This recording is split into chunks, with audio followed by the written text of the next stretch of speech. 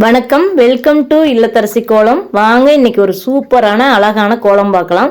இந்த கோலம் பார்த்திங்கன்னா செவ்வாய் வெள்ளி விசேஷ நாட்களுக்கு பொருத்தமாக இருக்கும். ரொம்ப ரொம்ப அழகாக இருக்கும்.